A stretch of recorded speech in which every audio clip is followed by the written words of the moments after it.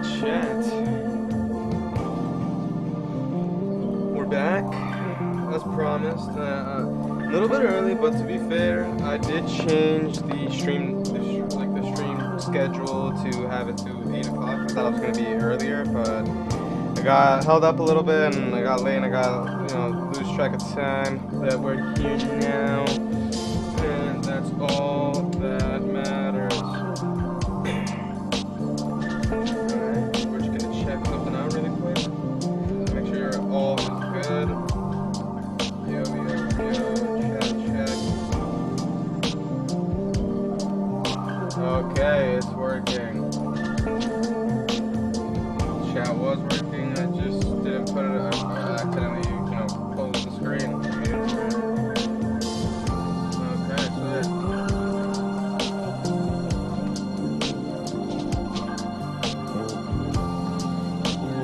so an alert bot check while we're at it. Test follow, we're testing a follow chat. Alright, so that.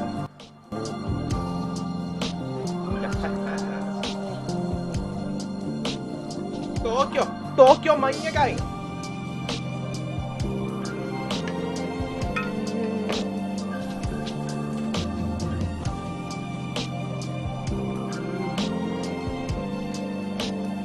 Can't wait to,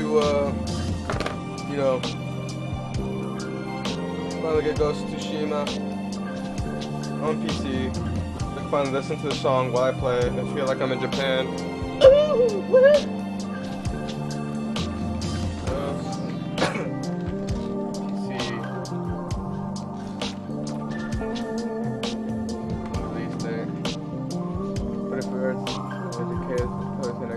So Ghost of Tsushima PC3 sometime. Oh my god, 2023. That the release could be coupled with Ghost of Tsushima 2 announcement. Tagging this in the chat.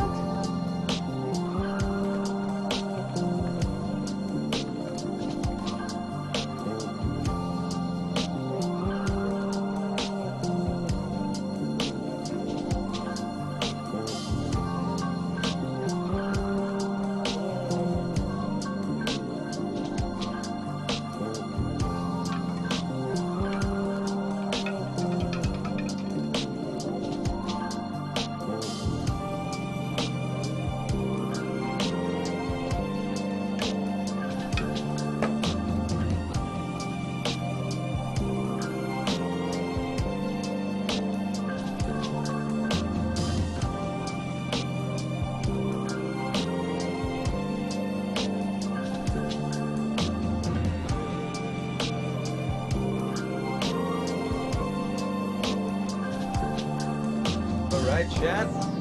I'm gonna start this. Honestly, I don't know. We'll see what we'll do on stream today. Like, I don't even know. Kinda wanted to play a game. I don't know. Not really, I don't know what game to play. I don't know if I want to play like Realm or something, or Trove. Fuck, dude. Like, I really don't want to fucking move my keyboard and play around with it. Like, I want to play Catcrawl right now, but like, I don't want to fucking move my keyboard. I mean, I don't know.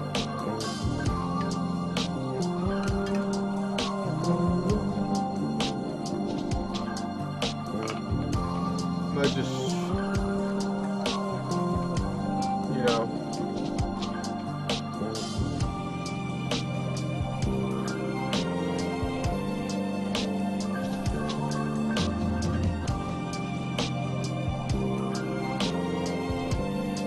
do I have this game installed? Oh, I do. Wasn't that an update though? Alright guys. So we're here.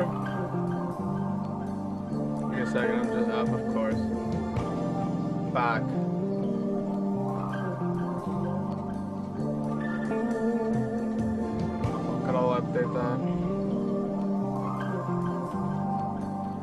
update this as well. Alright.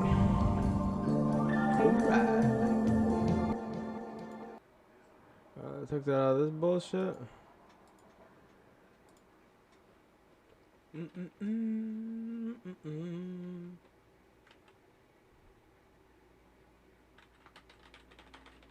What is going on? What is this? An AI has finally beaten human beings. This kind of seems interesting. Let's get started. Now, what if I told you artificial intelligence has gone too far? Now, remember a while back we were covering, scary photos, if you will, like the last selfie to ever be taken. We were looking into artificial intelligence. Whoa, okay? what the fuck is that? I was looking up AI prompts to look at the end of the world, what Discord moderators look like on a trail cam, and we talked about artificial intelligence, data sets, and a whole lot of bias. Now, of course, since then, ladies and gentlemen, AI art has blown up into its own little industry on the internet, in influencer culture, whatever you want to call it. But you know something about AI? It's actually beaten humans. Now, I'm not here to be shocked, okay? Artificial intelligence has gotten so good that we are now, just this year, questioning if things are sentient. There was a Google engineer who thought that the Google AI went sentient, but it really seems like the chatbot became really, really good at fooling human beings.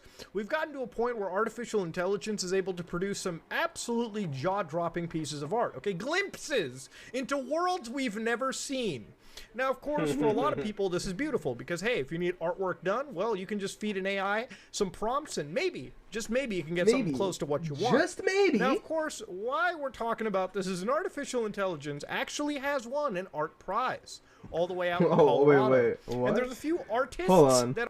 The digital art category of the Fine Arts competition has people talking. At the Colorado State Fair, we think this brings up great conversation. With advancing technology, the discussion of AI and art helps the fair evolve from year to year. I mean, I guess. Helps for...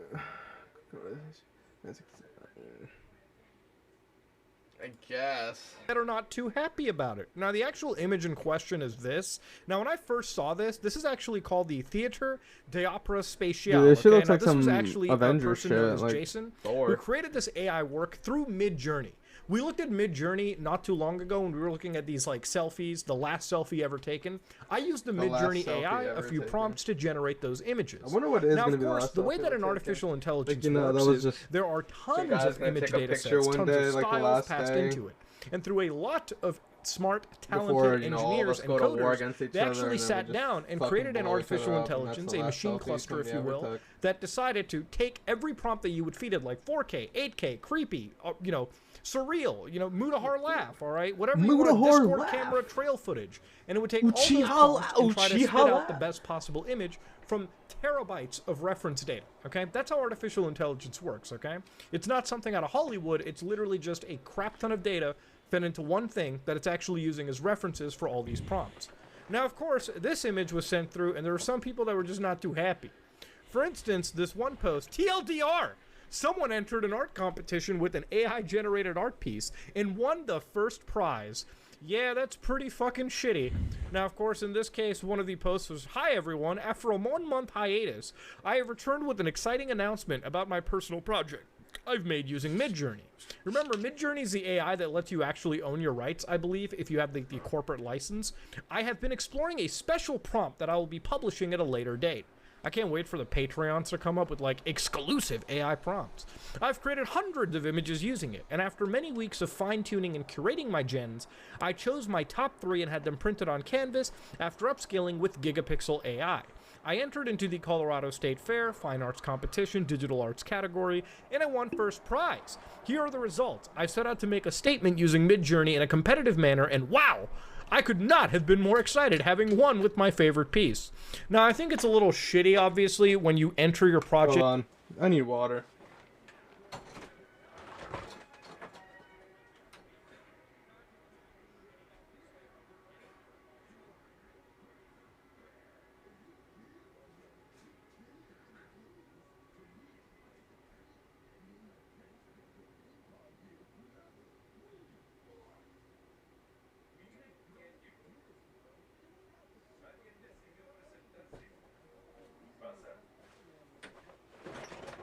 Okay.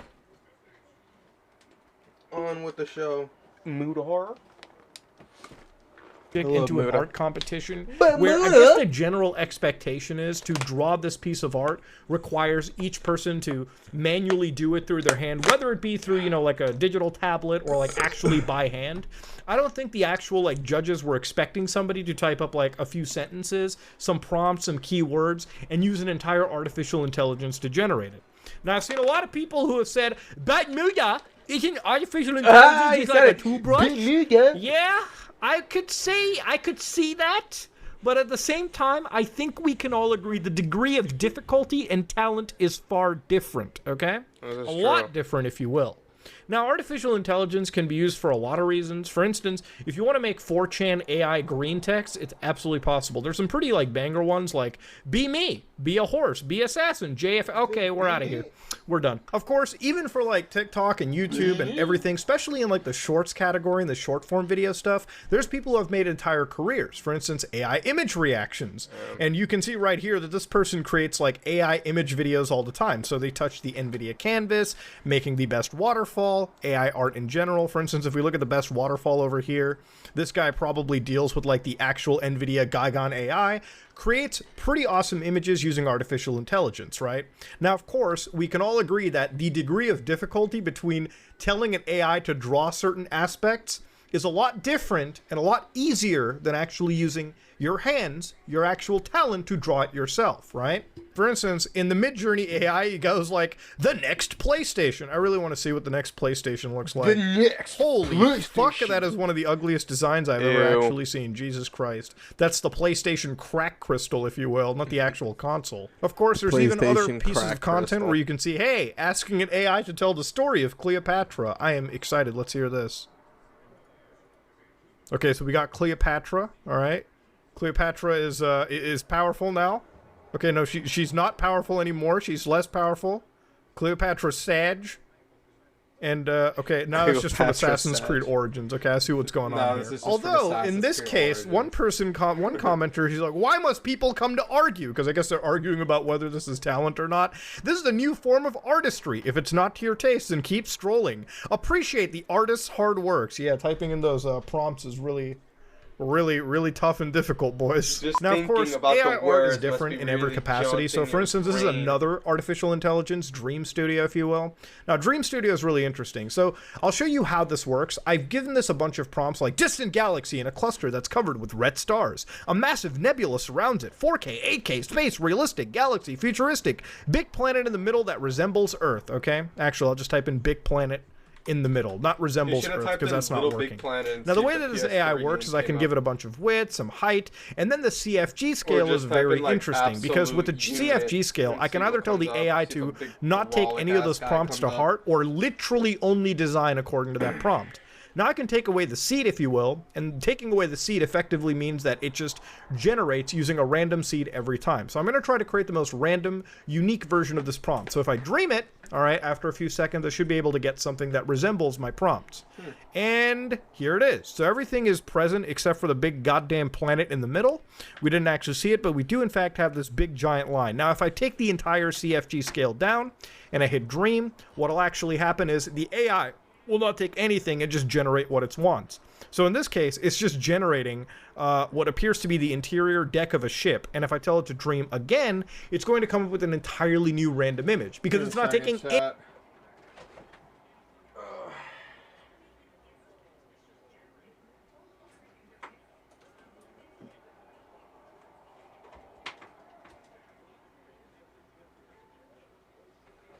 Just giving me OCD that there's never any fucking good amount of light in here. Like, my camera's already fucking baby farts McGee's axe. When it comes to the quality, and now I gotta deal with the lighting, dude. Come on.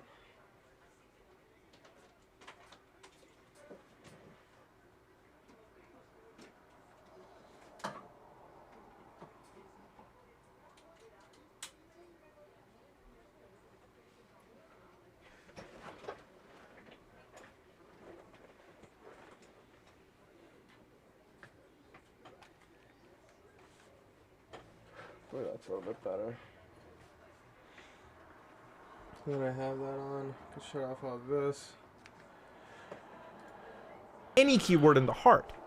Now, it's interesting because artificial intelligence is being also used, like a lot of this technology, to like outpaint. For instance, if you actually look at this clip, which is really interesting, somebody took this one image of this like character that they made, and then using outpainting, basically telling the AI to fill in the edges, the AI is actually able to create the entire room around it, which is super interesting to see. It allows artists to like put all their effort into like what the most important part of their image is, and then use an artificial intelligence to help flesh out the rest of it. It would be interesting that a lot of game designers and engineers can use this technology to create random pieces of concept art that they can then implement onto their games. But of course, if we look at things like this, I feel like the best apt comparison to this is, no joke, speedrunning. Now, I've thought about this a lot, and for me, I look at things like speedrunning where there's an inherent skill applied to it. Look, I love games like Deus Ex and Metal Gear, but I would never attempt to speedrun these games, because speedrunning requires, A, an innate knowledge of the game that I, no matter how many times I play, do not have entirely. It requires you to absolutely have the technical skills to achieve a lot of these button presses, a lot of these abuses of glitches, if you will, or a lot of these like special activities in the game in a very consistent manner. And then, of course, always it completely relies on just how good of a gamer you are. There's a clear skill in speedrunning. Now, of course, in the speedrunning category, there's also the tool-assisted speedrunning category, too. Now, I'm not taking away the talent of people who create task runs. Obviously, it's a very taxing affair. But to understand with a task run, it is significantly easier to make a tool-assisted speedrun and achieve a lot of these speed-saving glitches in a video game because you can input and basically modify each input frame by frame. Now, does that make a tool-assisted speedrun somehow necessarily less enjoyable or less interesting? I disagree. As somebody that watches speedruns while I edit, I definitely have both categories open consistently from time to time. It's always interesting seeing it from the eyes of a talented gamer and from somebody who knows the innate innards of a video game to the point where they could literally figure out how to manipulate memory. Like, there are people that have played enough Pokemon, enough of that title, that they know how to manipulate the game's memory and data structure just by glitches in the game or inputs in the game. It's interesting to see that being abused and to be utilized by people who know how to actually utilize it in a tool-assisted manner. So again, I look at it like this. Obviously, when it comes to AI art, do I think that it should be inputted in a competition where it's an expectation that you are actually using your like talent to draw? I don't agree. I don't think this actually works. I don't think this person should have won this competition just by writing in prompts alone. It's cool that they made like 100 images doing it, but obviously there's a distinct lack of talent in comparison to somebody who has mastered their own art style, mastered their own like ability to do art in a way, to draw it by themselves. I think there's a big clear gap there, and I don't think there's anybody that's down to disagree with that. So while that debate has existed, it's interesting we make that distinction, because for a lot of people who are downplaying the achievements of artificial intelligence in the creative sector, I don't think that's fair either. Okay, there's a lot of people who have created these artificial intelligence bots that are able to make jaw-dropping imagery, and I think we should come to agree that that's pretty fucking cool that we live in a time, in a day and age, that that's even possible. Now, does the gatekeeping from the art community make sense? I can see the absolute anger, but to see this like great schism between like people who support AI art or they don't, completely don't understand, A, that there should be a fine distinction in the art category, really any category, right? But of course, as technology evolves, the ability to write, the ability to actually do things like music or generate music or even make videos can one day be replaced by full-on artificial intelligence. And that's kind of scary. I mean, if we're complaining about this, we should probably also look into the entire fields of artificial intelligence where they're literally digitally creating influencers on YouTube, TikTok, whatever, all through artificial intelligence. Now, do I think it's going to be a while before any of this stuff feels completely organic? Absolutely. So I was alright, I'm kind of over the video, not gonna lie. That was pretty educational, mood harm, to like the video. But what was I gonna say? Oh yeah. This fucking I saw Sonny drop a new video today. He always drops bangers. And I saw it was about Instagram and Facebook. I mean, I don't really use Facebook, but I do use Instagram. 24 hours. Just to give you an idea about how much money $230 billion is, the total GDP of New Zealand being the value of every single product or service produced by the entire country, price has fallen by over 50% in only 7 months. Facebook's stock price has fallen by over 50% in only 7 months. What's going on? Well, let's begin by looking at the day on which this price decline began. The 2nd of February 2022, when the parent company of Facebook and Instagram lost $230 billion of value in less than 24 hours. Just to give you an idea about how much money $230 billion is, the total GDP of New Zealand, being the value of every single product or service produced by the entire country for the whole year, was only $210 billion, which is less than what Facebook lost in a day. So what went wrong on this fateful day in February when Meta set the record for the highest one-day value decline in stock market history? To put it simply, this was the day on which Facebook revealed to the public that both their site usage and revenue has been declining. Shown on screen is a graph displaying the amount of daily active Facebook users over the last 10 years. For every quarter besides the first 3 months of the pandemic, growth in the Facebook user base was almost strangely consistent. However, if we take a look at late 2021, for the first time in the website's history, user growth flattened off substantially. When looking at the graph for monthly Facebook users as opposed to daily Facebook users, the data is similar. Only 0.1% growth from October to January, 0.8% from January to April, and then even a decline of 0.07% from April to July. Surprisingly, or perhaps unsurprisingly, Instagram follows a similar trend to Facebook. Nothing but growth from 2015 until 2021, at which point stagnation hits. Why? Well, the first reason behind Facebook and Instagram's user growth stagnation is somewhat of an impressive problem. They're battling with human population limits and have run out of new countries to expand into. Of the 8 billion people on Earth, 3 billion log into Facebook at least once a month, leaving 5 billion people that don't use the service regularly. Of these 5 billion remaining, 1.7 billion live in countries such as China, Iran, and Russia, where Facebook and Instagram have been banned by the government, leaving only 3.3. I mean, I would say this is good, because under normal circumstances, that would probably mean that everybody's actually going outside and doing shit with their fucking lives. But given the fact that we are in 2021 and a new fucking stupid app comes out like every fucking week, and people get hooked on it till who knows God when. Oh yeah, I don't know, man. Billion who aren't using the service. According to an article written by the New York Times, another 3 billion do not use the internet at home or on their phones, and in some of the world's most populated countries, including Pakistan, Bangladesh, and Nigeria, a majority of people are not online. If you then factor in another 15% of the global population who are under the age of 10, making them too young to use social media at all, then pile on the hordes of people who have made a deliberate effort to boycott social media altogether, Facebook and Instagram's problem becomes obvious. They're running out of humans.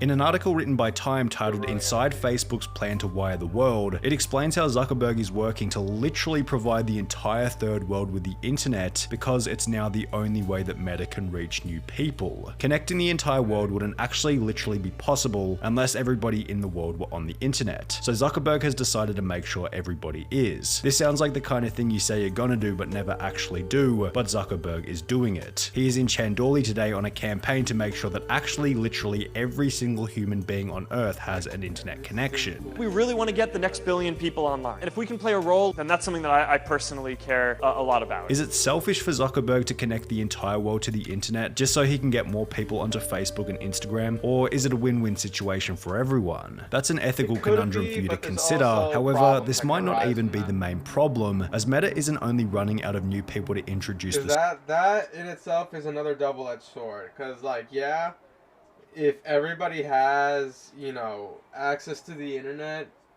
shit will be better because fucking, you know, people, like, small people, like your average everyday Joe, like me, people who, you know, people that fucking could die today, nobody would even remember, you know, people like fucking me and shit.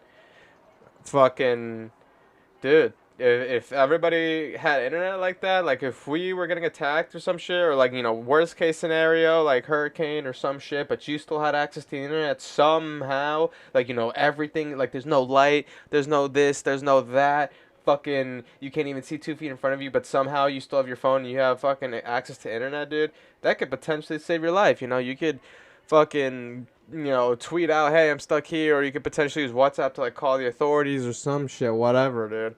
But then at the same time, that's also a double-edged sword, dude, because fucking creeps out there, dude. They'll have access to the internet now, and that'll mean more creeps, more people to have to survey, especially on the internet. People that'll have access to, I guess, your information as well, because you know how creeps are and shit, stalkers, fucking, oh man, the ramifications versus the actual, but those who, you know, rewards. Like, you gotta really think about that, dude. Like, is it actually worth it, dude? Like, and then like, oh man. I don't know though. I feel like there's kind of more upsides than downsides. In droves. Somewhat hilariously, Facebook has lost 1% or 30 million of its users to that pesky little thing known as death, and with 12.1% of Facebook's user base being over the age of 55, this number will inevitably increase as time progresses. Yet Facebook should probably be less worried about the boomers and a little more concerned about the zoomers, as Facebook's biggest loss in user count stems from the younger generation. Back in 2018, Facebook demographics began to follow a very interesting trend. There was an increase in users from the older generation, little change from those in their middle age, and a pretty substantial loss in users from those under the age of 25. 1 year later, in 2009, pretty substantial loss in users from those under the... Dude, this is middle-aged? 25 to 34? I feel like it's more 35 to like 54. Like, that's like middle-aged. Like, I feel like after you're 54, yeah, like from 54 to 65, you're already starting to get like senior. And then once you reach 65 plus, I feel like that's when you're like, you know, like, you're an old man, dude. You're a veteran. Like, you're a veteran at life. You're fucking achievement unlocked, dude, you know? Like, you're fucking became a tumble on this shit, fucking knocking down death. You're not gonna kill me, I'm fucking busting out here. Type shit, but dude, fucking 25, bro. Like, I just turned 22, dude. Like, you're telling me that in 3 years I'm gonna be middle age, bro? That's not middle age. Like, I feel like you're still young as fuck when you're 25. Like, dude, I'm only 20. Like, you're only 25, bro. Like, what? Like, I feel like if you're still in your 20s, besides like, you know, 28, anywhere from, you know, 28 to 30, I guess. I mean, not even still. Age of 25. 1 year later in 2019, another piece of data was published supporting a similar trend, only to a more severe degree. There was a slight increase from the oldies, barely any change for the middle-aged crowd, and again a massive 17% decline in only 2 years for those using Facebook under the age of 34. After seeing this data, it's no surprise that Facebook has also earned the title of a social media's retirement home. It's definitely developed a reputation as a platform mainly used by the... Okay, I see why they would say something like that. Because if you think about it realistically, bro, like, every person that's on Facebook right now is probably going to be old, bro. Like, I never used Facebook. Like in my generation, at least, when I was in, like, you know, high school and middle school and all that shit, Facebook was more for, like, you know, the kids in high school, or like fucking like the kids in college, or like, I guess kind of like the adults. Like, they were just the ones on that. Like, when I was fucking when I entered fucking Grand Avenue Middle School, that's when, you know, Instagram came out. I'm pretty sure 2013, 2014. That's when all my friends started saying, oh, you know, Instagram, blah blah blah. Yeah, I started hearing that on school, so I downloaded it, and then that was like my first really social app. And then I eventually heard people talking about Facebook or some shit, and I was like, wait, what? Facebook? And people my friends made me make a profile, but then I ended up making like 3 different fucking profiles, because then I forget the password. But somehow Facebook kept my identification for my original Facebook that I forgot the password to, but it's still somehow like my Facebook. It's pretty like accurate, I think. Like, I don't even fucking know, bro, at this point. Like, it's been so long. Like, I haven't even touched that thing since I logged in like 2014, bro. But yeah, that's probably why. Cause like, to be honest, probably just a lot of old heads on Facebook. Cause I don't even use that shit. And fucking yeah, according to this video, I would be considered middle aged. The older generation. The problem with this is that the younger generation wants to use whichever social media app their friends are on, as opposed to the app that their grandma is on. This might also account for why it's become such a trend for young people to hate on Facebook. Who the hell uses Facebook anymore is without a doubt something you've heard from a friend or your favorite life.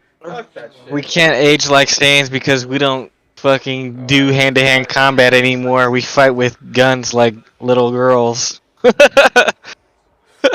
That's funny that Callie joined now and said that, chat, because, you know, when I was watching Liver King, I think that's what he's called, on Snapchat, dude, this guy definitely does not look middle-aged. Like, if you look at his face, yeah, he probably would look middle-aged, obviously, no doubt. But when you look at his body, dude, he ain't no middle-aged ass motherfucker, dude. That man trains and eats and fucking literally lives like a caveman, just eating raw meat, blood, everything, bro. It's gross. And he be fucking training ridiculous, bro. Like, he be doing some crazy training, and that man's body... There's speculation that he's on doing PEDs. roids. Yeah, roids and all this bullshit. But hey, bro, roids alone is not going to make you do that. It's just like what they say in Baki. Just because you have roids does not mean you're going to win the Raitai tournament or the fucking Tournament of Power, whatever the fuck. I'm watching Baki right now. That's what's crazy. Yeah, bro. Like, like, just because you fucking take steroids, Jack Hanma, you know, that motherfucker's crazy through and through, with or without the roids, bro. So, like, it don't matter. Like I low-key kind of hate that people are saying that, as if, like, just because he took roids, that doesn't mean that, like, he's not ripped and fucking shredded and can't knock you out in 2 seconds, bro. Like, that man could probably kill you with one punch. Not gonna lie, rip you in half with just his strength alone. But, like, you know, honestly, I low-key kind of think he is taking roids, but that's just my speculation, because there's no way his body looks that toned without some type of help. But then again, his diet and the way he trains, we'll never know. He claims to this day, Liver King claims to this day, that he's not on roids, but it is a little sus. But, you know, at the same time, dude, he is training like a caveman. So back to, like, the topic, like, yeah, I don't know. I think that if you do continuous rigorous training, well, not rigorous, but if you keep your body active all the time, your body will look like, your body's going to resemble how you treat it, dude. If you just sit on the fucking couch, like a couch potato all the time, you're obviously going to look like a fucking Thanksgiving turkey by, you know, next summer when you try to take off your shirt. But if you fucking go to the gym, like me and Callie have been, and fucking, you know, been trying to get that fucking, Yujiro Hanma back and shit, you know, fucking, then, you know, then you should be alright, bro, but... large influencer, and it seems as though this attitude is doing serious damage to the platform, as when looking at the most recent data for how many youngsters are using the platform in 2022, the numbers begin to get scary. When US teens were surveyed in 2014 to 2015, 71% said that they used Facebook at all. However, over the last 7 years, this number has more than halved to only 32% recently, representing... Yeah, you see, Chad, is what I'm saying, bro. Like, I don't know. Like, the numbers don't lie, Chaz Bono. Okay, the numbers don't lie. It's right there. Okay, I'm not making it up. Fucking, like, dude, I literally only go on Instagram at this point just to either A, look at memes, fucking, and that's basically it. Just memes and just, you know, that's Instagram is basically like my news source, because it's low-key faster than actual news. Like, I'll see shit on No Jumper or the Shade Room literally the minute it happens, or like maximum 10-30 minutes after it happens.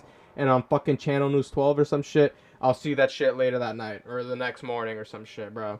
And it's not even the full story. Like, what the fuck, bro? And even if you don't get the full story at No Jumper, if you literally just click the comments button and scroll down, I guarantee you, in 6 scrolls, like you just flicking your wrist 6 times, and under that, you'll find the actual what really happened. Like, some douche is gonna ask in the comments, oh, what really happened? Like, what's going on here? Fucking, like, you know, that other, I'm about to call out Optimus right now, sorry, dude. But this guy literally made a video commenting about how Moist messed up his facts on a video. And then, I'm not gonna go into that shit because that was stupid as fuck. And then he literally the next day messed up his video with the facts on that stupid video that was going around about that fucking carjacking that looked like some Fast and the Furious shit in New York City, where some guy rammed into fucking some other dude that was driving like a Toyota Camry, or not Toyota, whatever it was a Toyota Ram or some shit, and he just fucking rammed into him and fucking like literally like robbed him. You could see this man get out of the car and take some shit and get back in the car and dip. But Optimus apparently didn't have the, you know, capacity to click on the comments button and just scroll down. He just said he just didn't have all the facts, whatever lame excuse he had. Like, bro, if I was able to click on the comment section on Instagram, just scroll down 6 times and see what the fuck actually happened, I'm pretty sure you could have done that too, buddy. But yeah. The biggest. Oh, what the fuck was I gonna say? Yeah, dude. Like, I don't know, dude. Like Facebook, it's just going down. Like, I don't know. Like, I barely use Instagram as it is. Like I was saying.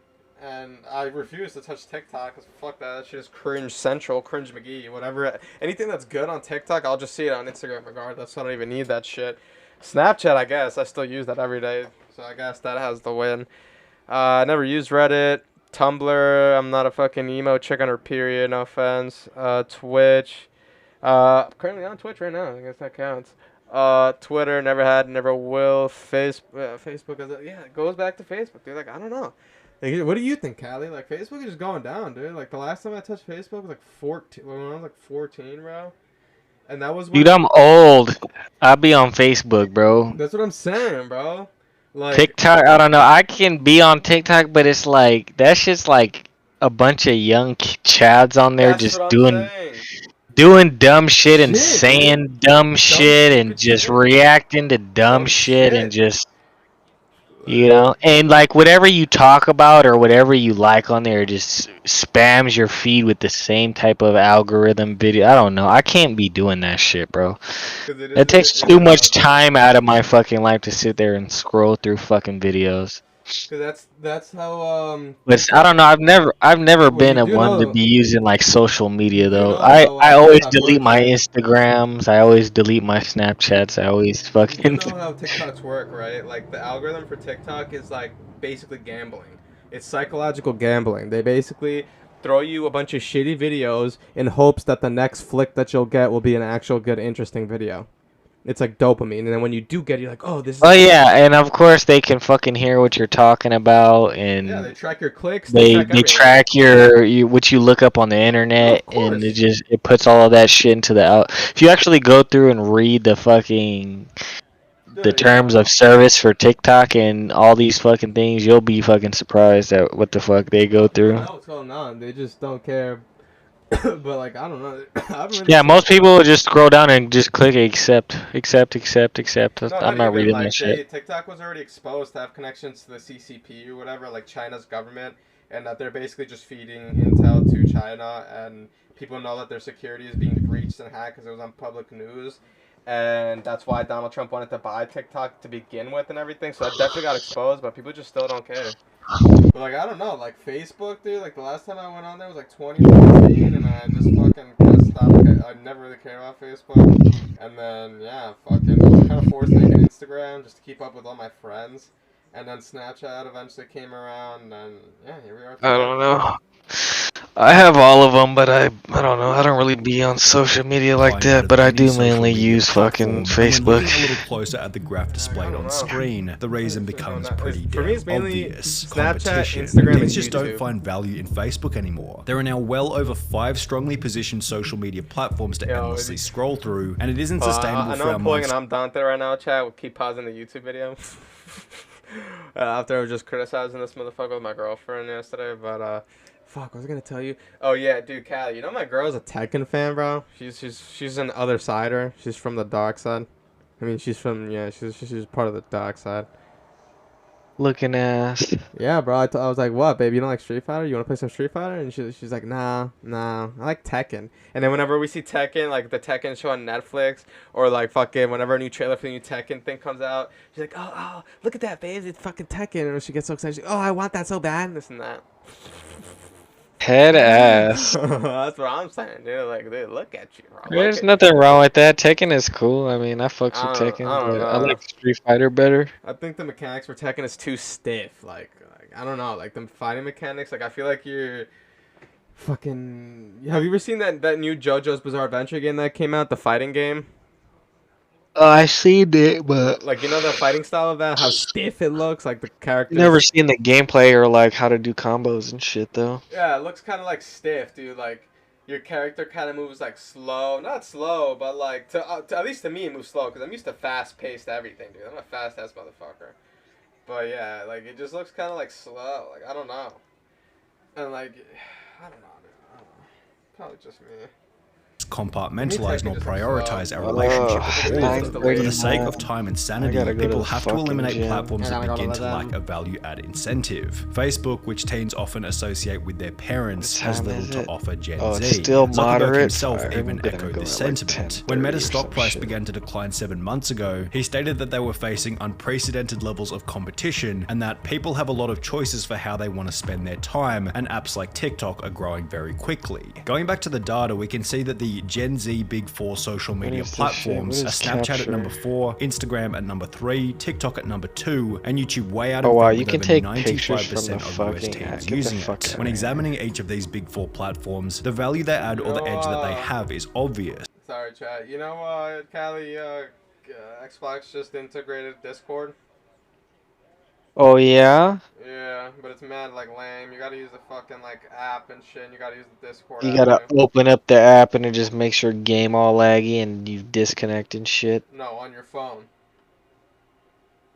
Oh, that's retarded. Yeah. YouTube, you might as well just video, fucking TikTok, have your short-form PC video, and just Instagram images and photography, Snapchat photo like messaging. Even Twitter has a discernible edge as a platform for those who want to follow politics and the celebrity world. Don't just fucking half-ass it, bro. Actually fucking add it, bro. Add the app to the console so we don't have to deal with this bullshit. However, when looking at Facebook, the value it adds or the edge that it has isn't all that do you have obvious. to check in with... does Planet Fitness have an app that you have to use, like when you check version in? of the four most popular apps combined, and it's diversified to the point where rather than being strong in one area, it's just kind of weak in all areas. It also has that meter thing too on it and everything. Yeah, what is yours called? Planet meter? Plantometer? You said the plantometer? Mine is Crenshaw meter. I think it's called the Pen 15 meter. Looking ass. The penis meter. No, it's just called the crowd meter. And right now it's empty as fuck there. Like it's at WAD. Did you go to the Him today? Yeah, bro, I just got back from there. I literally started streaming like 30 minutes ago. 40 minutes ago, bro. That's what I'm saying. I don't know why you don't go early, bro. You like just bump ass throttled. Nah, cause I like to go when there's nobody in there, bro. I hate going in there. I hate going in there and there's a bunch of fucking chads hogging up the benches and everything, bro. Well, dude, sometimes you gotta just fucking... I don't like waiting, bro. I just want to go in there, do my fucking workout. Machine that you were planning on going. Nah, dude, fuck that. I want to do specific shit and like I'm not sitting there waiting. Sometimes I hate doing machines. I like doing free weights and shit. Yeah, that's what I did today. I did free weights. I ran for an hour again. But every time, it never fails. Every time I go in there, the fucking cable machines are always taken. I'm like, bro, come on. Facebook stock price began to decline. Like I want to do the fucking cable rows and I fucking can't because there's somebody always using this shit. But it's obvious that the Facebook algorithm is poor in comparison to YouTube and TikTok. And what's the point in going on Facebook to see your friends' photos when they're posted to Instagram anyway? Facebook definitely has a bit of an edge with Messenger, but this is still in very close competition with Snapchat, Instagram, Twitter, and with the fucking the other machine or like with fucking dumbbells. Yeah, dude, I've been doing fucking.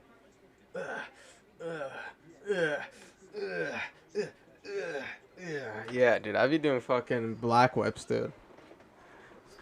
Fucking, I be feeling like I'm Midoriya and that shit. Black whip, just fucking. Oh, you're one of those fuckers that hogs up 2 cable machines to do that dumb shit. What do you mean dumb shit, dude? That's how I get more powerful, dude. Fucking. Fucking yeah, dude, in case I'm in one of those situations where I'm holding on to 2 ropes and fucking I'm holding 2 trains of people, dude, and I can't let go on some Peter Parker shit. Fucking, you know, fucking pull those bitches back and some shit. Or the reverse, dude, you know, where I gotta fucking pull them closer to me using the opposite, like, fucking, you know. I need to fucking go train in the fucking hyperbolic chamber. His focus and $10 billion into creating the metaverse. I'm trying to come out as Saiyan, bro. Circumstances for online social interaction, and if Zuckerberg can pull it off in a way that's interesting, accessible to everyone, and not cringy, oh wait, it sounds do you like know a what's pretty going on cool in the manga concept. right now? This man This man Frieza. This man Frieza literally just in the latest issue of the manga, he just literally trained. Oh yeah, spoiler. Sorry, chat. Fucking, he literally just pulled like a fucking Goku or some shit and Vegeta, and basically the amount of time, like this whole time from Super till the latest issue of the manga, that's probably been like 10 years or some shit, like since the Tournament of Power. And from that time, you got to remember Frieza's been dead, so he hasn't trained. So while these motherfuckers powered up to Super Saiyan God and got Ultra Instinct, and Vegeta got Ultra Ego, and all these new power-ups, and fucking Goku got Susanoo, and unlocked literally Susanoo from Naruto, where he fucking gets all this bullshit. Fucking Frieza apparently trained in a hyperbolic chamber. Like, it's not the actual hyperbolic chamber, but it's his own version of it or some shit, like some warped reality. They go into detail about where he went, but apparently, or at least they briefly explain it more accurately than I did. But basically, he goes there and he trains for what is the equivalent of 10 to 15 years, but he does it in like a week or some shit. And he comes out and he unlocked a new form called Frieza Black. So fucking dumb, dude. Like, this man just stay dead, bro. You're not gonna beat Goku. Like, you do realize this man was already 30 steps ahead of you and you just barely caught up. And the moment that you fucking think that you just master your power and you're gonna beat this motherfucker, you already know he's gonna unlock another power and beat your ass, bro. Or he's gonna master fucking Ultra Instinct completely or some shit. Except despite the online metaverse hate train. Additionally, the metaverse is theoretically a product that will appeal to the younger audience who are departing droves. In an article this was highlighted as the main reason behind the metaverse. Oh my god, this dude in the fucking metaverse looking boy. Build it itself. And Zuckerberg seems to feel a VR. Did you see that fake ass video of him doing MMA? He said on last that shit had me dead, bro. The other thing that Zuckerberg seems to have going for him is that as that motherfucker couldn't pay me enough to be a fucking dummy for him. To his other product, Instagram, which is clearly. Okay, so it's not just me. You see, chat? I fucking knew it, dude. Look at this chart. See, the numbers don't lie. My generation, at least me in particular, I know that a lot of my friends still have Facebook, or at least some of them still log in once in a blue moon, but a lot of them still had and kept up with it until, like, at least recently. But me, I just, like, wasn't about it, dude. Like, fucking... It's literally, for me, this graph is exactly how it went for. Exactly this graph, dude. Like, I basically never really... Twitter? Like, who the fuck uses Twitter, bro? I've never even made a Twitter. Apparently, bro. But fucking, bro, like, I never really used Facebook, so it's always been at the bottom. But you can see the decline... Tumblr? Yeah, nobody uses fucking Tumblr. And fucking, yeah, as you can see... WhatsApp? Oh my, you'd be surprised how many people ask my mom uses WhatsApp. Yeah, so do my people be like, do you have WhatsApp? What? Exactly, yeah. What? My no. job uses WhatsApp too. That's what I'm saying. All the old heads. That's what I'm saying, bro. Like, and you could even tell this is definitely my generation, bro, because this is the time when both of these apps were made. That's when I just started using both of them, and I started slowly hearing less about Facebook. Not in the same dire straits that Facebook is in. Bullshit. However, it's not like Instagram There's a bunch of Chidinskis that be on there. What the hell is going on with the new Instagram update, May 2022? Why is Instagram changed? Oh man, it's different and users hate it. June 2022. Dude, hey, do you be doing squats at your gym? Instagram is rubbish now, and what's TikTok got to do with it? July 2022. All of these articles touch on the exact same current complaint about Instagram. It's drifting away from its... Apparently that's like a real thing, like that body type that you deadlift? No, there's no reason to do that deadlift, dude. Are you an idiot? Are you an idiot, bro? There's more fucking risk to reward for deadlifts. The only reason you should ever be doing deadlifts is if you just generally love doing deadlifts. If you're not truly about doing deadlifts, you should not be doing them, dude. The moment you fuck up your posture, even just for a second, you fucked up your back already. It's done.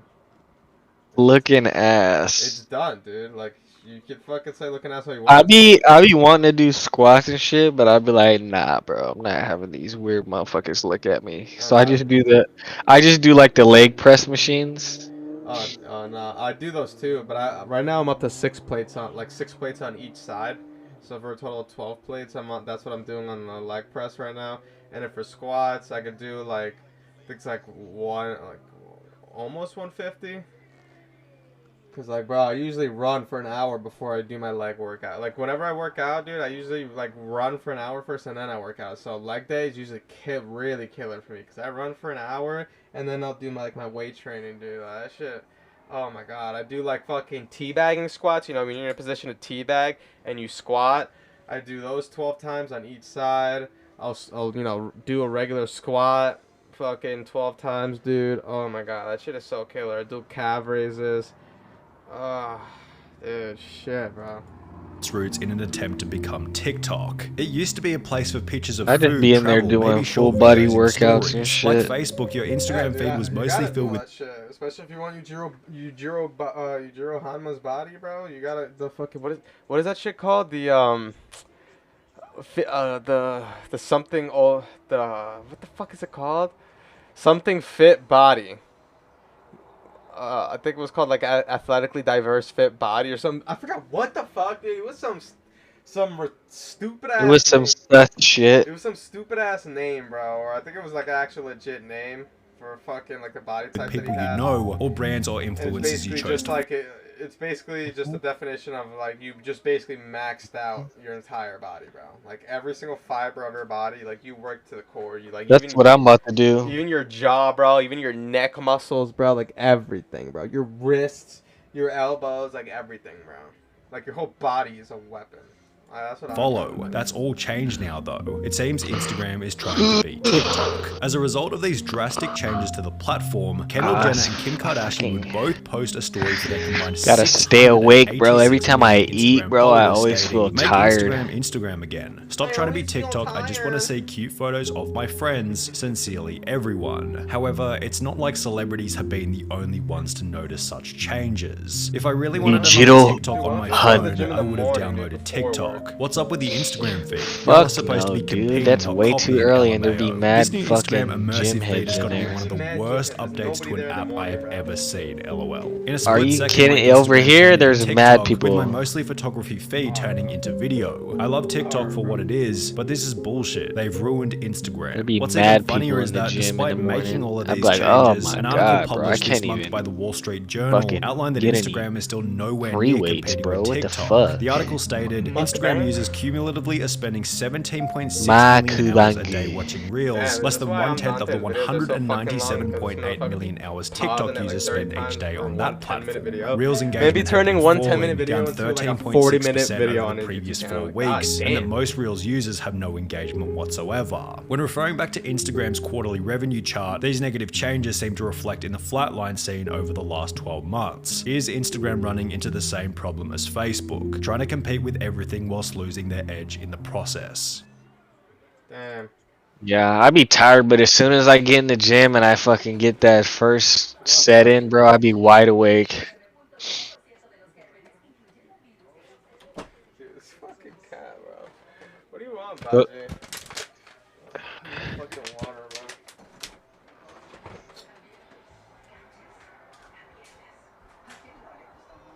Naruto Uzumaki.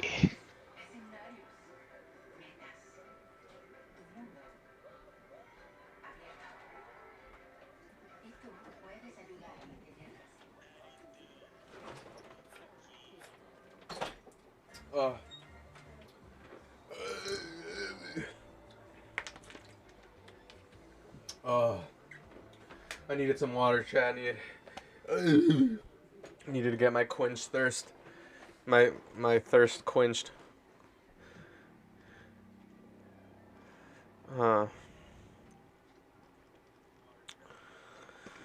See if there's I've actually wanted to fucking watch this on stream because this guy's really funny. So if anybody's watching, and you just like funny shit, this would be the guy to watch. But he does a lot of fucking different shit, especially anime.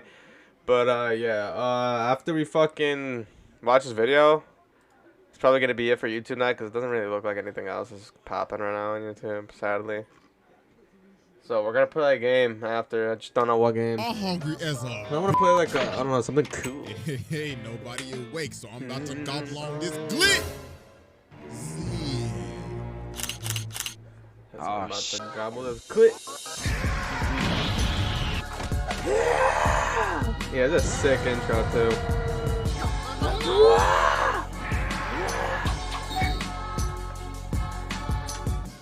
It might be time for a dab of It is Rooney. finally time to return to the round table of Black Air Force activity because today we got a Wait, hold it. Black Air Force. Oh yeah, this round table is looking sexy as fuck since the last time he made like a video, dude. We got Kempachi. What the fuck is his name? Keep confusing this motherfucker for Callie's name on Naruto. I keep confusing this motherfucker for Callie's name when we used to play Naruto back in the day. What the fuck is his name? Kempachi Ryuchi or Kempachi Zaraki or some shit? His name is Kempachi Zaraki. Okay, yeah, so Kempachi Zaraki, there we go, thanks. He is most known for fighting and killing. Yeah, no shit, dumbass. I saw all of these motherfuckers on this round table. I was about to say a very bad word, chat. Madara. I gotta start changing my vocabulary if I want to start Look at my boy Draken. Dude, look at all this shit, bro. Look at it. Yo, tell me why my characters are both standing next to each other. Kempachi and Draken, bro. Draken is just standing on the table, bro. Like, I like how we just got me right there, just chilling. You know, obviously, I'm the fucking vice president of the round table of Black Air Force. Just look at me chilling, bro. Just sitting like an anime menace.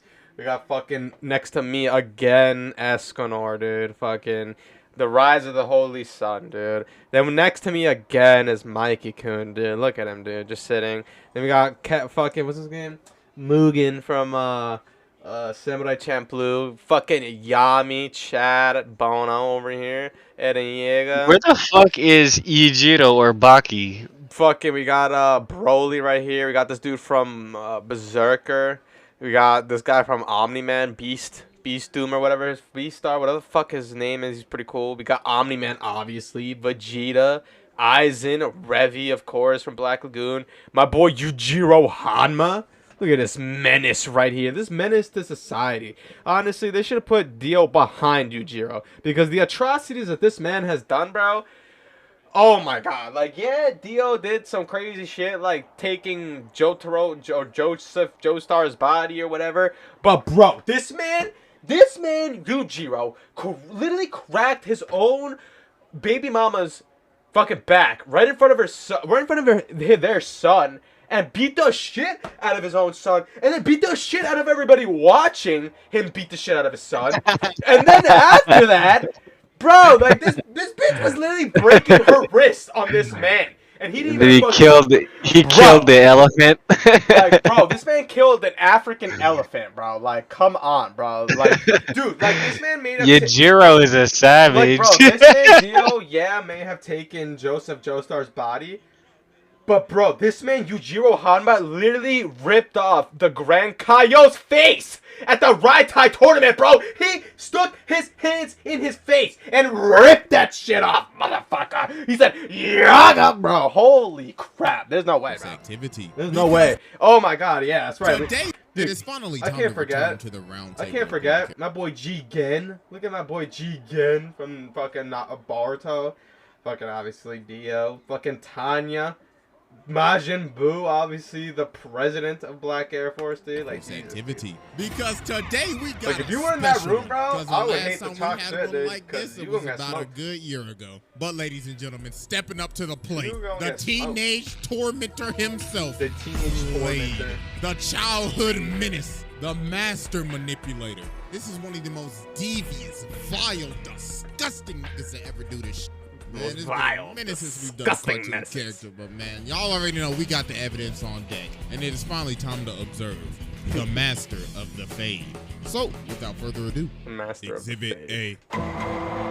Dun, dun. Right, I love his Law and Order shit. I now present to you Exhibit A, pulling the strings and trolling Robin. So at the beginning of Teen Titans, all Slade was doing was just pulling strings and just staying in the shadows. Bro sent the Hive to jump these niggas in the broad daylight just to start f***ing with them. They ended up using all of their ults at the same time and this is why I love this guy, bro. He's using Naruto soundtracks and shit on like the perfect situation, dude. Like, oh. Robin.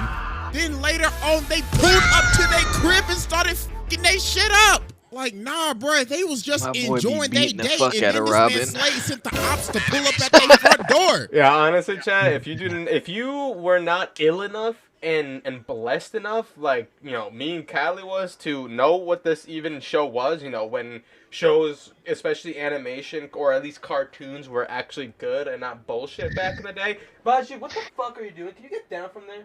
That was like literally like an American anime, yeah, bro. Like, this was when it was gas, bro. Like, this anime, Teen Titans, not no stupid The new Teen Titans like, is garbage. Yeah, not no Teen Titans Go ass garbage. That's like some like TikTok shit, bro. Yeah. They be on there making songs and shit. Yeah, dude, they can go and get out of here with that shit, dude. Fuck off. The shit we had, bro, they were beating the fuck out of each other. Bro, you see this shit? This is the real Teen Titans right here, bro. This is the real Teen Titans. Not no fucking Teen Titans Go, bro. You can take that bullshit and go get the fuck out of here. And then Robin picks up Gizmo and he's like, "Hey, nigga, who the f is Slade?" And Gizmo's like, "I ain't telling you shit. I ain't no snitch." But nah, you see, here's the thing. Slade knew they were going to fail. This man was like, "Yeah, I know they sorry as hell. I knew they wasn't gonna I knew they was sorry. They was just the messengers." That boy Slade though made Robin into a whole new savage, bro. Over and over and over again. The Slade arc was OG. What the f?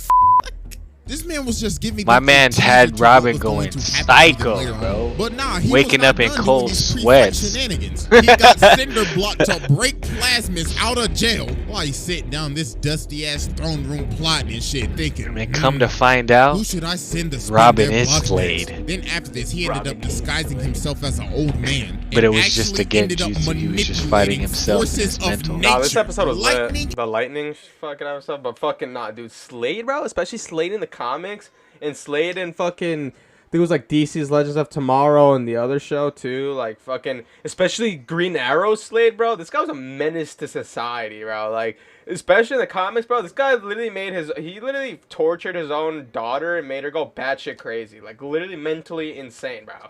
Like, and that's just like the candy on top of like the iceberg of the bullshit abominations to mankind that this guy literally did. Dude, this guy literally killed, bro. If you want to be technical, this guy killed 7.3 billion people, which should be roughly the entire earthly population. When they summoned Trigon, bro, this man doomed all of eternity, bro. Like, come on, bro. Like, this man Slade, bro, he's just a menace, bro. Like, I'm sorry. And Thunder to do his bidding. And then he started fighting Robin, and Robin has no clue who this is at all. So the man started swinging, and he's like, "Yes, Robin. Good, Robin. Good. I like what I see, little nigga. Catch you on the flip side." So then later on, Slade ends up sending all of his Slade bots to jump the Titans and steal this chip. So while one of the bots is running away with the chip, Starfire's like, "Please stop and hand the chip over." But then this nigga just looks at her. He's like, "Man, shut your bitch ass up." Nah, yo, keep the fit though. My man's fit was OD. They finally end up stopping the bot. So Robin's like, "Hey, nigga, quit playing with me. Who the f is Slade?" Yo, Starfire is OD a skeezer, bro. What? Goofy. Hey, what's good with you, cuz? He said, "Hey, listen, please drop the I've been chip. really impressed with Yo, what you've been please doing. ass up, I motherfucker. mean, I wish I was there to whoop your ass in person, but I don't think you're ready for that yet." Toodaloo, nigga. Dude, even Slade has So some this ass playing man in the Robin background. ended up getting so obsessed with finding is out Slade? who Slade is. He Look at him. My boy got a little fucking paper in the back that says aid, which obviously was for Slade. decided, you know what? Man had a thing in the background that I'm gonna said become a fucking criminal. Slade. So this man too. becomes Red X, starts stealing shit, fighting his Yeah, I own remember. team just to get closer to this nigga. He is obsessed. So later on, he finally ends up getting to meet Slade. So Slade comes up to him and he's like, "Impressive, impressive. We are just alike." So Robin's like, "All right then, so what's your plan?" Then this man Slade says, "Patience, you can't expect me to trust you yet, Robin." Yo, do you remember the You didn't think I would what know that it episode was was you, it when they went to dumbass Japan, boy? bro? Now you about to get jumped, and I'm gonna take That was like a weird ass fucking couple of episodes. Was that the episode where Starfire goes on like some carnival bullshit and Robin tries to like get with her and like they kept like rerunning that fucking episode for like a minute? No, it was like when Beast Boy like met a Japanese chick out there, and then like I don't know, something weird happened. I remember. Yeah. Yeah, dude, that episode was crazy. That was another rerun. Damn. Those are good gas. Kill chain, but then everybody else ended up pulling up. So Robin just started chasing mans. So while they're having this rooftop chase, Robin ends up jumping down to Slade and Slade. Like, bro, even the opening was fire, bro. Like this show. Yeah. T-E-E-N-T-N-T-A-N-S, Teen Titans, let's go. When there's trouble, you know who to call. That shit was gas. That's why I said it was like an American anime, bro. Yeah, bro. Like, these motherfuckers literally took inspiration off of anime, bro. Like, in anime, whenever, you know, the characters go on vacation or some shit, they go to, like, some other destination that's not Japan. But in this, since it wasn't in Japan, these motherfuckers went to Japan for vacation. She was Blaze like, careful, my boy. When there's trouble, you know who to call. I don't want you getting hurt. Then he starts saying, you know, it's kind of not hero-like stealing shit so you can get kind of close to me. 2 wrongs doesn't make a right, my boy. So then Robin starts swinging, but Slade is just beating this kid. We're gonna like, damn, did Batman teach you shit? Because you can't hit me for nothing. Then he ends up grabbing this man and throwing him all the way off of the building. So while Robin's hanging on, he ends up falling, but Slade ends up grabbing him. So Robin's like, huh? Are you saving me? Slade was really running around the city beating the shit out of kids, bro. Yeah, bro. If you want to find funny shit to watch for shit that you actually will understand and all the references and shit, bro, you gotta watch this guy. Like, this guy even knows Street Fighter references, bro. And then Slade says, nah, I'm not done whooping your ass yet. I'm not done whooping your ass. The back up, what the Nah, bro, that's absolutely wild. Bro really saved his life just to beat him some more. Nah, bro, that's demonic. So then Robin finally lands a hit. So he goes to take off the mask, but homie is on FaceTime again. Hey, what's good with you, my boy? Hey, listen, I really wish I could have been there today. I really wanted to whip your ass, but the hoes called up. You feel me? I can't miss a call with the hoes, my nigga. Hey, that one night with Lady Shiva, boy, I tell you, I had her and Talia al Ghul on my dick. My man pulls the mask off and it's not even him. So some time ends up passing, and we just get this absolute weird scene. So Robin is chasing Slade in like this canyon, and their movements look very similar to the rooftop chase scene. So Robin starts swinging, and Slade is just beating him just like he beat him on the roof. Like he is making this man do ragdoll physics. So Robin ends up destroying these pillars. And Slade's like, excellent work, you see he activated his shotting gun? Equally ruthless. But Robin ends up socking him and he's like, I'm nothing like you. All you care about is destruction. And Slade's like, nigga, please. You destroy everything, Robin. And the dropped pillars ended up turning into stone faces of the Titans. So he takes off his mask and sees his own face. And he starts laughing and shit. Oh, nah. And this was a dream sequence the entire time. Oh, my God, bro. He's fucking with his head. Oh, my God, bro. The psychological warfare is strong with this one. So that morning, Slade ends up calling him. Greetings, Titans. See, look, it's early in the morning, so I'm just going to be straight with you and show you my evil plans. So, look, I got this bomb, right? And like I said, I'm going to be very forward with you. I'm about to air this bitch out, plain and simple. Oh, and just to let you know, this detonator can stop time, you feel me? So, I got the power of the world, dude. So, TikTok pussies. This nigga is crazy. So they end up getting to the warehouse, and Robin is just beating the hell out of all the bots. He ain't saving none for nobody. And yo, look at him beating the hell out of this dead bot. Dog is channeling his inner Brian Fury right now. So No, Callie, dude. This was the earliest version of that scene from Tokyo Revengers where Mikey just mounts Kazutora after the Battle of Bloody Halloween. You know, during the fucking desert, not the desert, the fucking, like that, wherever they were, in like some garage, fucking car garage type of fucking place, warehouse, whatever that was, parking garage, whatever, storage unit. Fucking, this is the early version of that, bro. Literally where he just mounted Kazutora and just started beating the shit out of him until he killed his ass, bro. This is this, bro. Robin, stop, or you're getting no more of thy coochie. Motherfucker just, yeah. Robin's like, nah, that. Where this nigga Slade at? So then he ended up chasing down an innocent man, threw him on the wall and started interrogating him. Was like, hey, what's Slade at, cuz? Tell me now. But then they ended up stopping him. But they like, hey, bro, chill, it ain't that deep. But Robin's like, deep? Nigga, fuck you know about deep? Man, y'all sorry as hell, I'm going to find Slade. So finally, after all this time, Robin finds Slade. So Slade says, wow, about damn time, man. I thought you was never gonna make it. Like, bro, it's been 11 episodes, but I'm finally glad you made it. Now, I got the detonator right here. You want it? Then come get it. So they get to scrapping and Slade just starts beating them again. Miz is like, come on now, Robin. You could do a little better than that. Now witness my ultimate attack. Flying Tatsumaki's appeal. This is a beating. Miz is like, good technique. Then breaks his arm. Then he gives him the DBZ gut punch. That man's thinking about life differently after that one. But then Robin ended up raging. That was gut punch. Good technique. Then breaks his arm. Then he gives him the DBZ gut punch. That man's thinking about life. Breaks his arm. You see that? Bro, you see the air, bro. Oh my god, bro. This man hit him so fucking hard. My boy initiated an all-might tornado of wind around him, bro. My boy straight DBZ imprinted his hand in his gut, bro. I'm not surprised if that wasn't a testy shot right there. A nice, good testicle shot from how big his arm was, bro. Look at him, bro. He's literally just can carry him on his arm, bro. He's fucking leaning on that shit. Easy gut punch. That man's thinking about life differently after that one. But then Robin ended up raging out. So he grabs the detonator and he's like, yes, I've finally done it. But Slade's like, no, you didn't. You see, there is no trigger because this is not a bomb.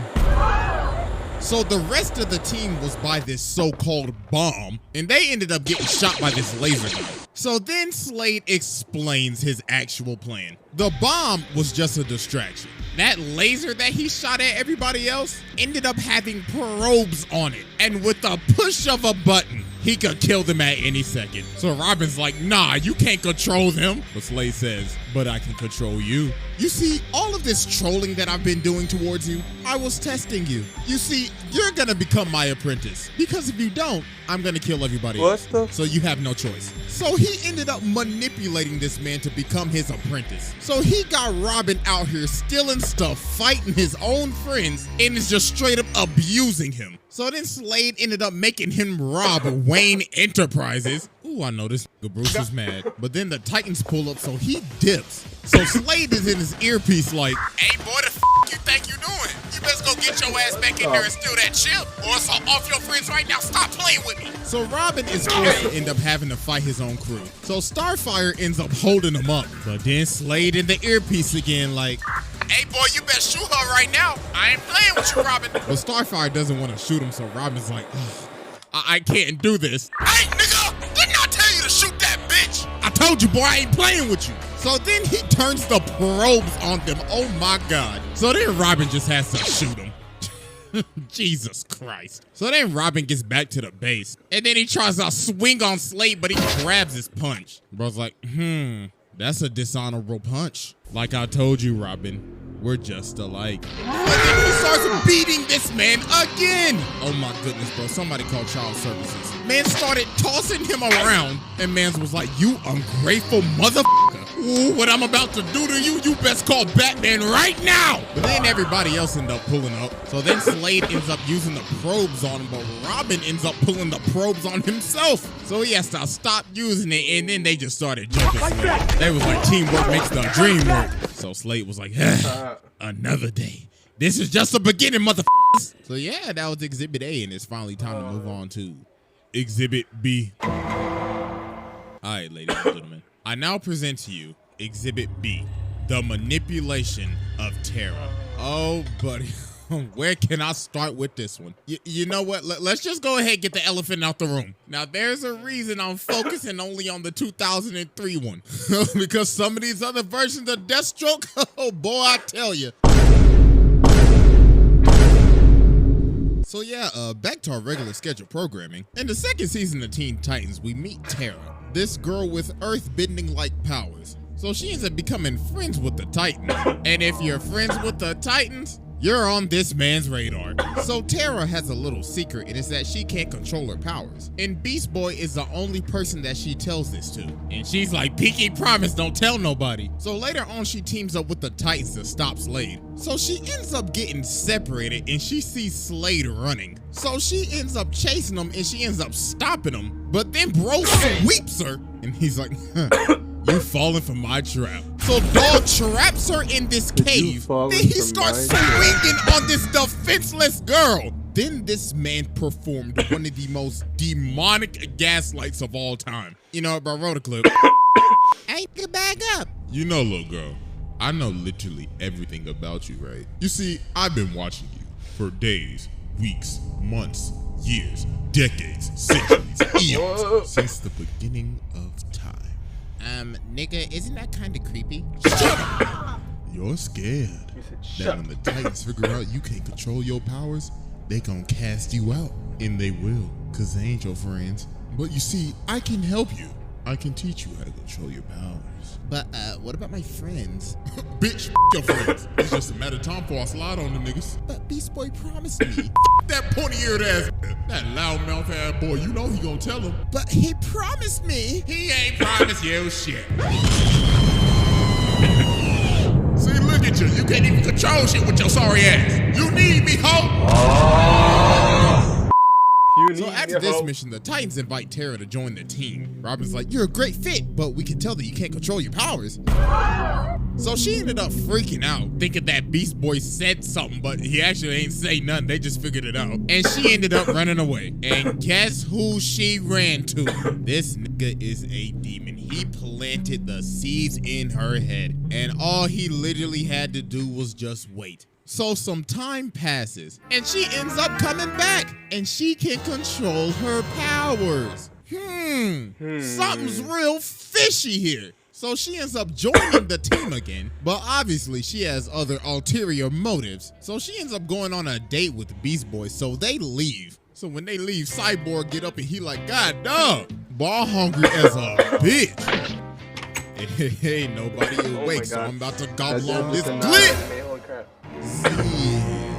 My boy's a glizzy demon. Oh, shit. Yo, this man Cyborg really got caught in 4K with the glizzy. So Terra ended up taking down the entire security of the Titans Tower. So while the Titans are getting jumped by all the Slade bots, Terra's on her date with the Beast Boy. So they in this Ferris wheel. And when they try to kiss, this man Slade is my boy in just the corner, shadow just chilling. jutsu. Bro's like, oh, so y'all motherfuckers just gonna act like I ain't hearing shit, alright then. So he walks over, throws Beast Boy out of the Ferris wheel, starts whipping his ass. So they end up retreating into the House of Mirrors, and this man Slade looking like one of the tethered in us. So then it's revealed that Terra is Slade's apprentice. I mean, if you couldn't see the signs from a mile away. So then Beast Boy started raging out, but Slade just put the pinky on him. So after they finished scrapping, Beast Boy's like, wow, so you just gonna play with my feelings like that? Alright, then no wonder you ain't got no friends. Beat the traffic, ho. You are not him. And that was the final straw that finally ended up breaking her. And this man Slade had this all planned out. This man is a different type of menace. Bruh's like,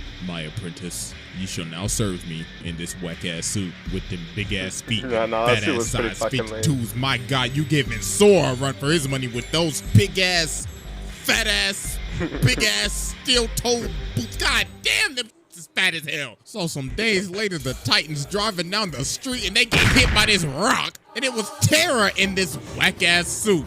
She's like, her Iron Maiden suit. And of course, this man Slade in her earpiece. Yeah, that's right. I like that shit. I like that shit. So she starts scrapping with them, and then it's revealed that Slade has control of her suit, and he has direct access to her nervous system. So bro takes over and just starts going buck wild. So the Titans end up having to dip. So then later on, Slade sends Terra to break out Cinder Block, Plasmus, and Overload. And all the Titans ended up getting body, man. It was just raps after that. So this man Slade took over the entire city.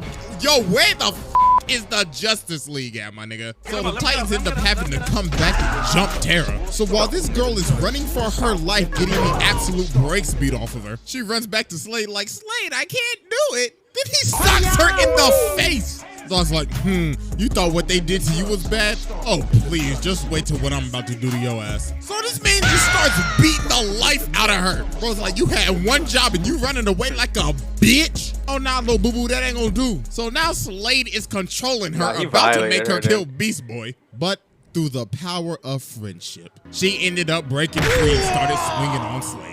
Slade was like, stop throwing these little small ass pebbles at me. And then the menace Slade ended up falling to his demise. And that was the end of his pebbles at me. Psych! Exhibit C. The original Slade death was him falling in line. I now present to you our final exhibit. From the grave. Foreshadowing. So Slade has been dead for some time now. But Robin is obviously still obsessed, thinking he could come back one day. So one day while they're fighting Cinderblock, Robin is in this dark forest. And he ends up seeing Slade, so he starts tracking him down. So Slade's like, oh, Robin, wouldn't you like to stop me again? I got these 3 bombs placed around the city. Can you defuse them in time? So then everybody else pulls up, and Robin's like, guys, Slade, he's back. The Cyborg's like, wait, what you mean, cuz? We literally saw that man drown in lava. But Robin's like, nah, I swear to God, I saw that nigga. So Robin sends them out to find the bombs, but they can't find absolutely nothing. So then Robin sees Slade again and he starts boxing him up. So then he ends up running right past Starfire. So Robin's like, hey, the girl, what are you doing? He's right there. And she's like, Robin, what the hell have you been smoking? Because there was nobody there. So Robin ends up running off back to Slade's old base. So he ends up seeing him again. So he's like, Robin, hello, glad you could make it. So Robin starts swinging again, but then Slade just starts beating the absolute hell out of this nigga. He is beating him like he's never beat him before. Like this isn't even a fight, this is just a pummel. So the other Titans pull up and they see him just getting hit by nothing. The Cyborg like, my nigga, are you good? But Robin just keeps on insisting that Slade is here, so they just have to shoot him. So they end up strapping Robin on this bed to see what's wrong with him. So while they outside and Robin is in this room alone, he ends up seeing Slade again. So I was like, Robin, what are you doing? Let me get you out of those restraints. So some minutes later, and then everybody realized, oh my God, yo, where did this man just go? So Raven tries to find him, so she ends up going in his mind. And you can just see all the trauma this man has. If you look closely, you can literally see his parents falling to their death off of the trapeze. Like, I know this is supposed to be a kid's show, but Jesus Christ. So Raven finally ends up getting into his mind, so she's like, see, Robin, there's absolutely nobody here. So then Raven's like, oh my God, nah, he's not tripping. So meanwhile, as we cut to Slade just whooping Robin, just absolutely brutally pummelizing this man in his own house, Robin literally starts begging for his life. Bro's like, please, Slade, stop. And Slade's like, nah, I will never stop. I am the thing that keeps you up at night. The evil that haunts every dark corner of your goddamn mind. I will absolutely never rest, and neither will you. But Robin ends up turning on the light and he finally stops him. And he ends up figuring out that this man Slade had one last trick, to have this toxic dust from his mask enter Robin so he could beat the shit out of this nigga in his head. Oh my God. Oh, buddy, that's just taking it just too far. Man said, even in death, I will still whoop your ass. So we gotta be thinking, all right, this is finally the end of Slade, right? It's gotta be over, right? Psych! This man comes back from the dead. Hey, yo, what the fuck? There is no stopping this man. So they obviously like, yo, wait, hold on. How are you here? Then bro's like, oh, well, you see, Raven, your daddy has given me a second chance at life. Oh, and also, I'm a firebender now. So then he starts whooping the whole crew. Man's just playing with his food. Then he pulls up on Raven and he's like, I must deliver the message. So Raven ended up having to use, but that did not work at all. Bro is still moving. So Robin ends up boxing him up, but dog just shivered it off. Oh my goodness. Bro was like, I have been dead for a minute. Thank you, Robin, for loosening my bones. So he ended up tracking down Raven and made her see the end of the world. He absolutely traumatized her. So then he just drops her off the building. He's like, oh, I forgot to tell you. Happy birthday. So then some days later, he ends up pulling up to the Titan's tower with an army of fire demons. And bro's like, I told y'all I would spin the block on y'all one day. So Robin ended up kicking this man, but he just got him like the damn Undertaker. Then just started bodying everybody. Then Cyborg basically shot a Kamehameha at this nigga, and he just ate it. Bro didn't even move. So Raven ended up just having to give herself up. So Slade was technically an accomplice to causing the end of the world. So let's see, this man basically just killed 7.7 billion people.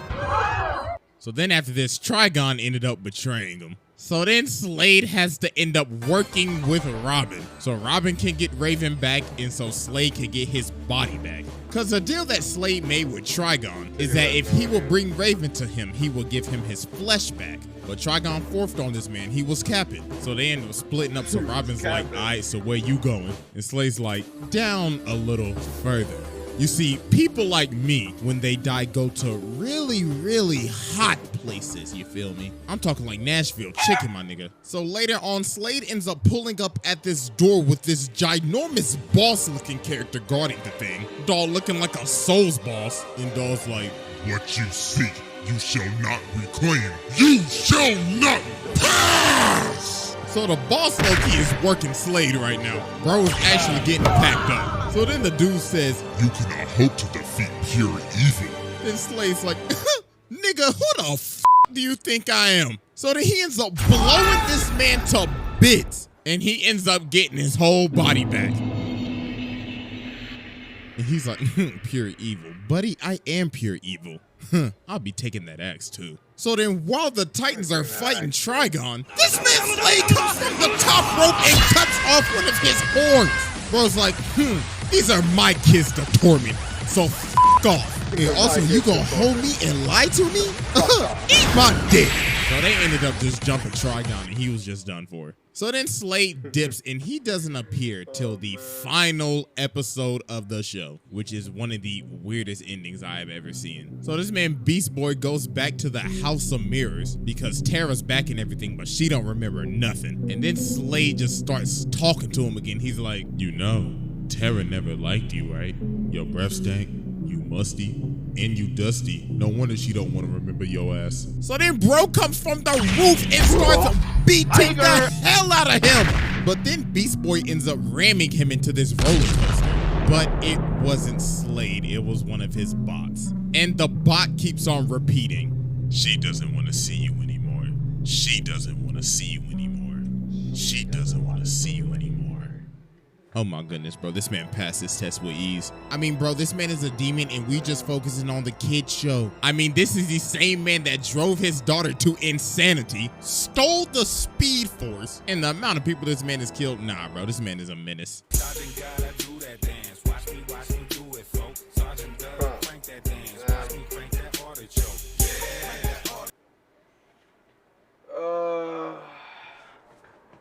Antoine. Okay. Let's see. We want to play another game. I have like 30 minutes before I can start getting ready for bed.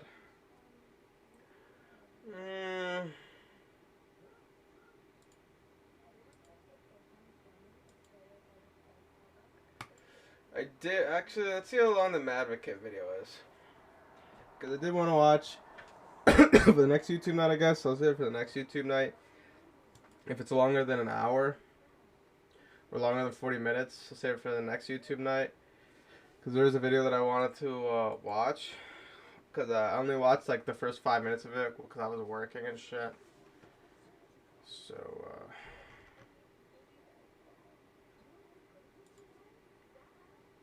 dude, this is an hour. Like, Obi-Wan Kablomi's part 1. Oh, it's an hour long, dude. We'll do this next time, chat.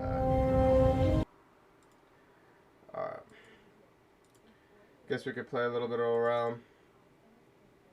Before we get off for the night, let's see what these airheads are doing.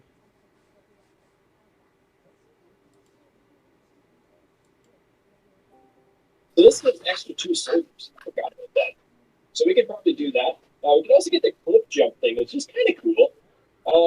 The hammer for Felix. Everyone else doing okay. That one's leveled up all the way. Nola and the bomber. Got that rain of arrows. Yeah, what's going on, little chef? Hey, we're gonna take 4 people, and I'm gonna take the Vienna here instead. We got double warhorns. We'll take you, and then we'll take jump turn.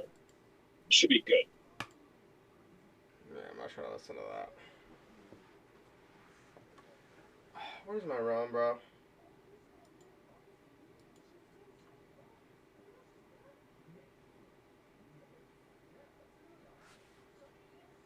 I think tomorrow we're supposed to play Trove or something.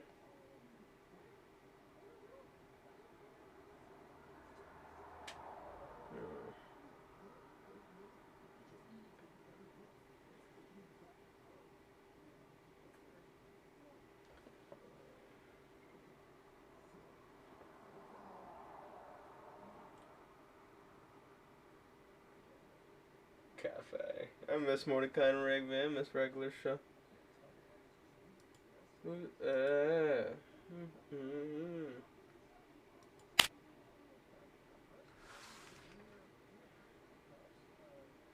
Very fucking upset.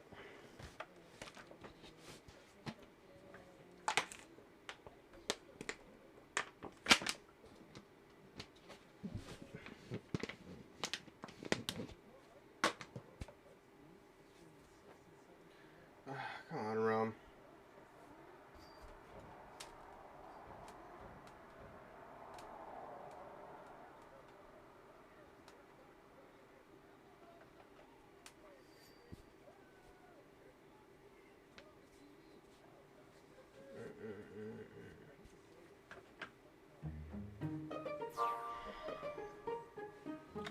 Fuck, I can't even play as this guy because I have shit on here.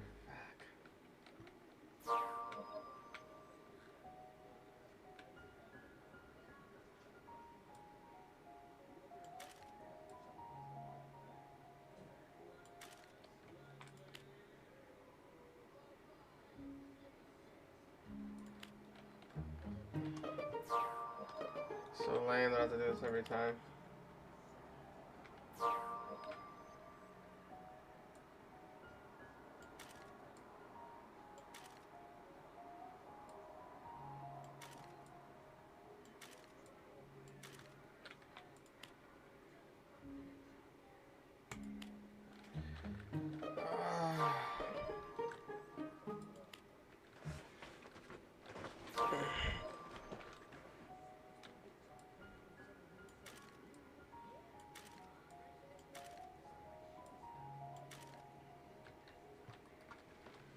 Okay. Bang, bang.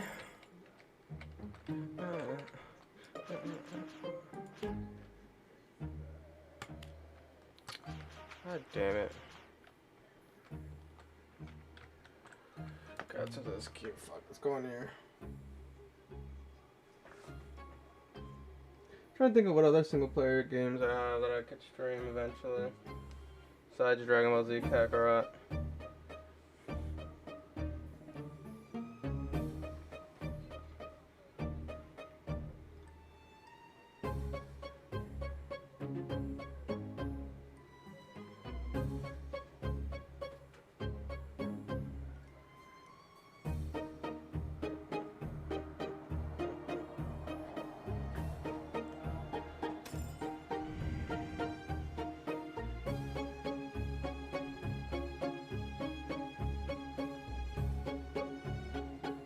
Come on. We're in a game within the next 2 minutes. I'm low-key gonna get off, chat.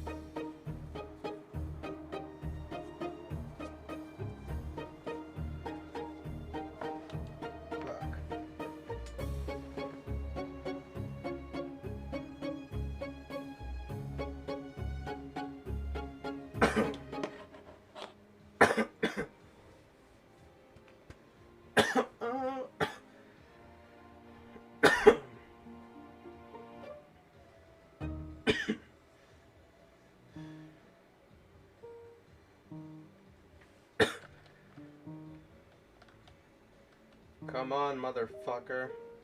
Are you serious?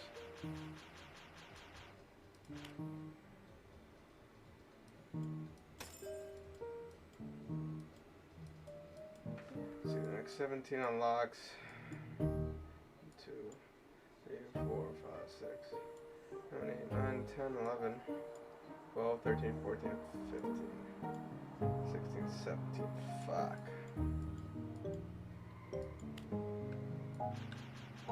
Alright, dude. Fuck this shit. I'm off of chat. We've been waiting for 2 minutes, dude. Fuck that.